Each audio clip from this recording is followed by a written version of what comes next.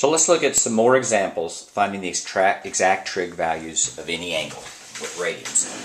So to start with, let's start at cosine of minus 5 pi over 4. So although maybe it's more elegant to work with the radians, I think in practice it's easier to go ahead and rewrite this as degrees. You can skip this step if you're comfortable with working with radians. So I'm going to use the formula degrees over 360 is equal to radians over 2 pi. And then I'm going to plug in this where the radians. D over 360 is equal to minus 5 pi over 4 divided by 2 pi.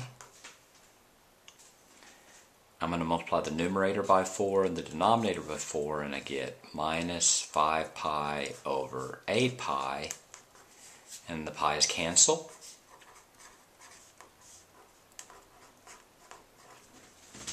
And now what I want to do is I want to multiply both sides by 360. So I'll multiply this side by 360 and the 360's cancel, and this side by 360. And I get D is equal to, let's do that real quick. That's 5 divided by 8. 5 divided by 8 times 360, and you get 225. So theta is equal to 225. Now what I need to do is I need to draw in 225. But it's a minus 225, right? Theta is a minus, the degrees, I forgot the minus sign, so it's a minus 225. So minus 225, negative means you're going in the opposite direction. So that's minus 90, minus 180, minus 225. So it's in this quadrant right here. And now I need to find theta prime. You draw a perpendicular line down. If this is minus 180 and this is minus 225, then your theta there is going to be the difference, which is 45 degrees. And your reference triangle is going to consist of just a regular right triangle. So it's going to be a positive 45 degrees. The next thing I'm going to do is I'm going to think, in this quadrant, is cosine positive or negative? So let's do cosine of theta. Cosine of theta is x over r. So it's going to be positive. R is always positive, so it's going to be positive here and here and negative here and here. So in this quadrant, cosine is going to be negative. So therefore I know that the cosine of minus 5 pi over 4 is going to equal to the cosine of 45 degrees, but a negative. And an important thing to realize here is it's going to be negative based on what quadrant it's on, not based on the fact that it's a negative angle. So let's draw out a special right triangle where this is 45 degrees and this is 90 degrees. This is going to be 1, 1, and root 2. Cosine is adjacent over hypotenuse, or x over r, so that's 1 over root 2, so that's minus 1 over root 2, and that's actually your answer, but we need to rationalize the denominator, so I'm going to multiply the denominator by root 2 and the numerator by root 2, and I get root 2 over root 4, which is 2. My final answer is minus root 2 over 2.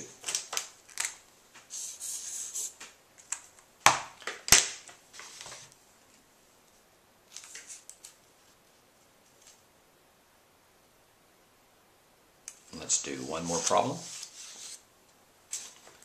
Let's do the cosecant of 11 pi over 6.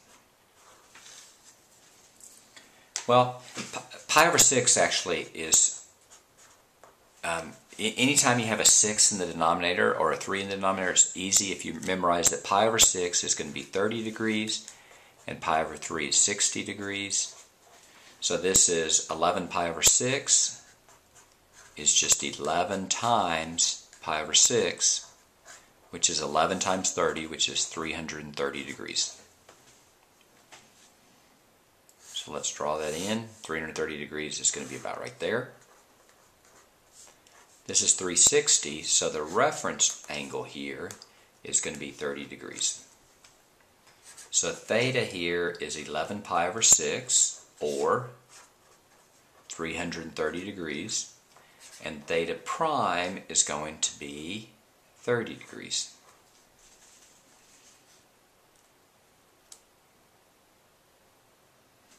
Now we have cosecant. Now I actually never do a cosecant problem.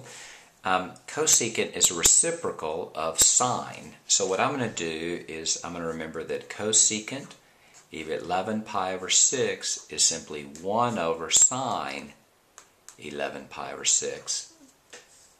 And I'm going to find the sine of 11 pi over 6.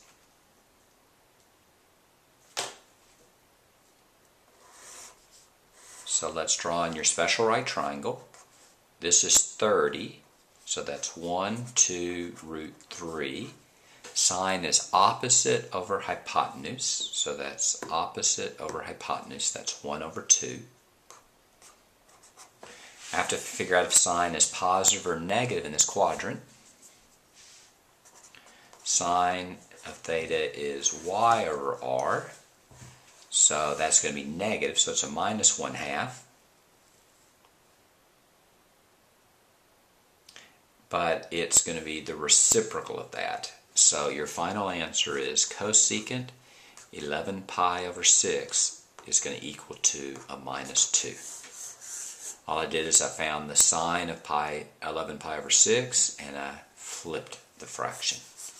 And that is how you find exact values with radians.